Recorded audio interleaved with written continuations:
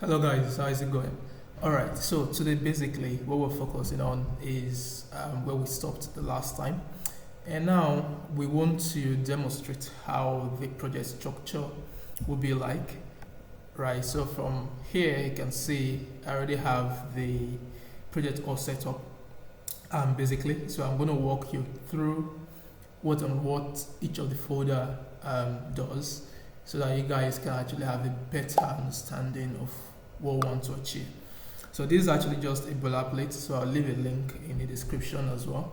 So if you see what we have here, this is the source directory, right? So this actually contains the entry point of our application. So you can see within the source directory, there's an index.txt file here, right? So this index.txt file will actually be responsible in running the Express server. Remember, what we're building the app with is Express. We're using the Express framework for Node.js, basically to run our Node.js server. Right, so you can see nothing much is going on here. From the very beginning, we are just syncing our models, then running up. If we have any CDA, we just wait to run them.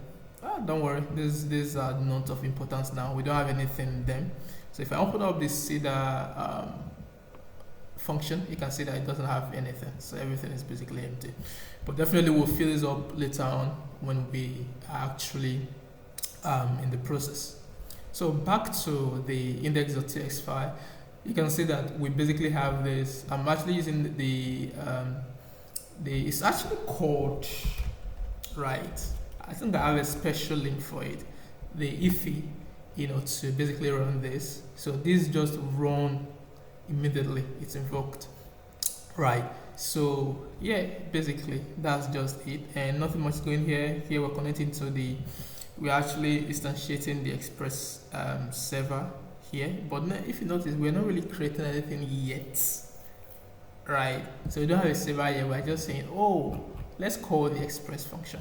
So if you actually offer value, you can see that it just creates an Express application.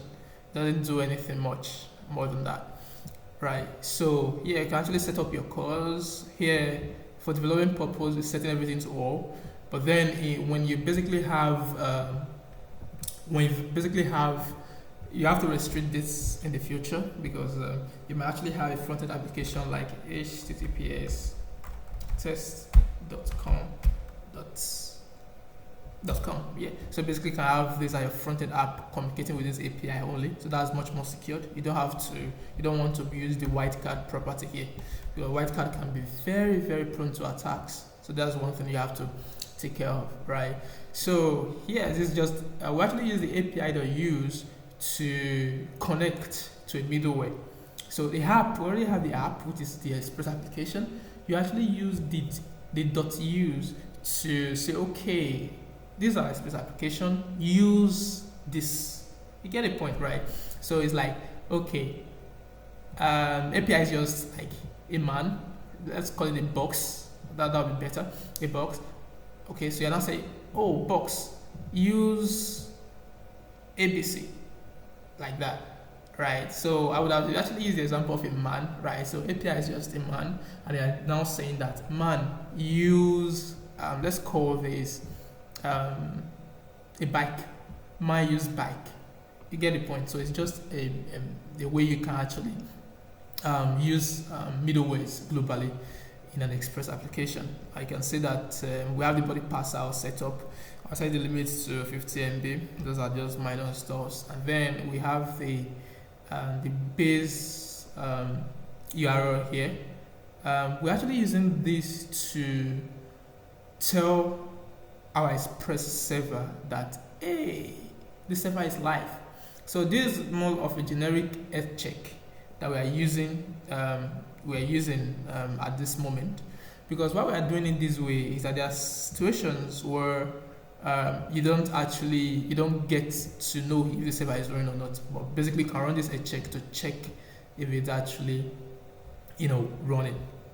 So basically that's it for nothing else here. Basically this is just us starting the server, and that's all. So any other API that any other endpoint that was not able to be reached, will actually, there's actually what we call a fallback, right? So if probably the client was trying to access something like this which does not exist, so it's going to actually fall back to this not found API. So this is very important.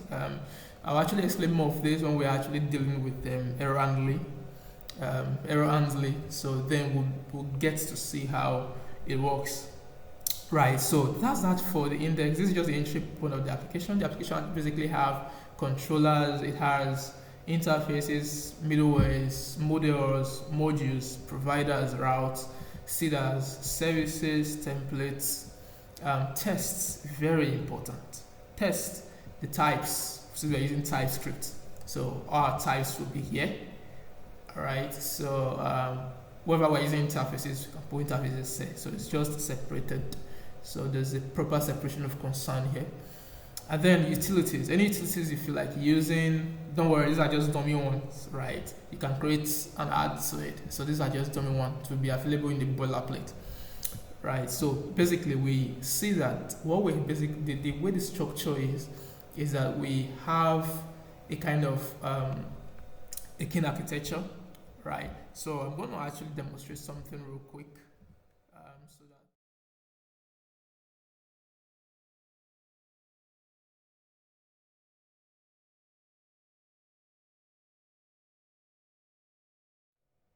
close, final close, good. Okay, I think it doesn't actually get more than that, fine. Right, so basically you can see that on the source directory, we have controllers, we have the models, we have, well, so everything basically starts from the models, you having a model, right?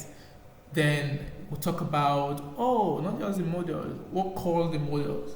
Also, every function within the services can call the models directly. So you don't want to be calling models in separate places. That will actually keep your code really messy, right? So basically, what we basically do is we can come up here and do something, just draw this now. So what we'll do here, we have the routes, right? So this route, if you notice what the route actually, what it does is that it's just a slash, API slash view1 slash ABC. So let's call it that. So this is your route. So this is your API endpoint by default, right? So now, where does this route actually take us to? This route is just a path. You know the way they say, the route from your house to probably the shop is 5 kilometers, right? But in programming, what we normally do is that the route there is being measured in milliseconds. So that's how far, how much a client can actually access the route, how quickly a client can actually access the route. So that's actually that calls for the performance of that particular API. So we basically have the route, and then you want to actually say, where does this route take us to? So this route communicates directly with a service, right? It communicates directly with a service. So a service is just a function that calls your models and then being able to output some responses. The service is like, I want to do some complex math computations. I don't know the solution to 1 plus 1. So it's actually within the service you run that particular solution. So you can basically have some other utility functions you use within your service, right? But it's actually the service, that's where you do the computations, the heavy lifting, everything is done majorly within the service. So this service basically calls, so I use this. I think what I would do here, good. So what I'll do here, I think I'll use a separate, use separate shape. Good, I can just duplicate this. So you can actually see what we basically have here is that a service calls your models. Your model is basically the schema of your application, right? So the schema, in what sense, you might ask? Okay, so what I was write this down here. They communicate to models, can be more than one, whatever. So now your model is just, I'll open up one if we have anyone. Yes, user. You can actually see here, this is just the user schema. A user is just like the way model works. The model is like a box, a black box, right? So you can actually have a model that contains different properties. Let's say a model is a man. A man has an and, right? And is a property of a man, right? So if you are defining the man model, you can basically do something like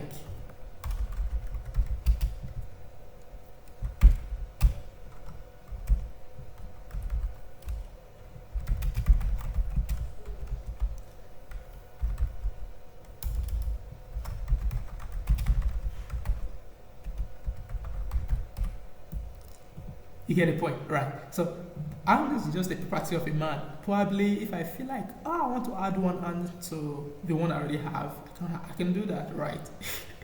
So in that case, we can say, okay, the and is just a number, right? So if I have two ands, I can say, oh, this and has to be 2, right? Same thing applies for having a leg. A man does have a leg, right? So these are actually the properties of a man. Similar things happens for a car. Right, so you can come up here and say, oh, what does a car do? Right, so a car, what does a car have? A car actually have a windscreen. So a windscreen can actually be a property of a car. All right, a windscreen contains probably other functionalities. We can actually say that it's nothing but an object. You get a point. So that's not the only thing it has other properties like the agent, right? So agent definitely would be an object, right? And so on and so forth. So any properties that actually make up a whole is referred to as a class, right? So the car class will be in charge of defining all the properties associated with the car model. You get it? All right, so that's that for the models explanation, right? So basically you can say what we have here: user, we have the email ID, these are just optional. Email verified, we want to know whether that user has verified his email. We have the suspended, we have the rule. This is actually just let us know if the user is suspended or not, right? So trust me, we'll definitely suspend some users. It's always like that. Some users, some malicious users, that's what I normally call them. So you can suspend them easily. All right, so you can see that this service can actually call the models, these models, and then I say, oh, I want to update this model, right? I want to set the email to abc@gmail.com. I want to set the email verified to true or false, right? So this service is in charge of calling the model and returning a response. So it's just like you are updating what you already have within the models. I'll use the word manipulation. Yes, so basically what it does is the manipulation of the model, right? And then finally the service just returns a response, right? Cancel that real quick. So it's very clear, it's as simple as this. Nothing actually happens excessively out of the cycle, right? So basically what you want to start worrying about is say, okay, how can we optimize the flow, right? So there are a lot of other things that comes in between all of this, especially when you're trying to manipulate your models, trying to make it do what you intend, what you have in mind, right? So that's just the core logic.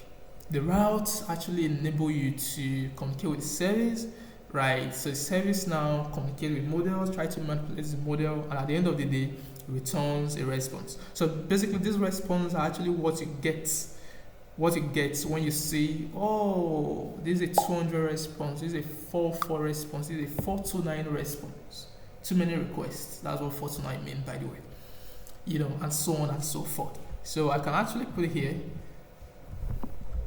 200 401 or 400, right? These are just client side major errors. 429, the same thing. 500, server error.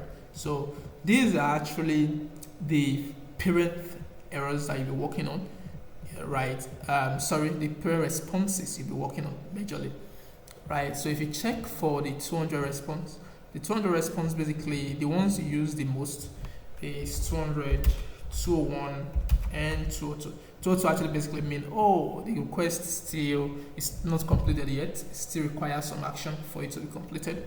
201 means, I just created a new entry, right? So I would actually like to differentiate between the response code 200 and 201. When they say it's 200, right, the first thing that comes to mind is I just created an entry, the entry is successful, right? So that's 200. But then if I tend to create a kind of an instance of a model, right, and I decide to return all of its properties, probably I create an instance of this user. Let's call this user Mike. So Mike has an email ID, created at, email verified, suspended, row.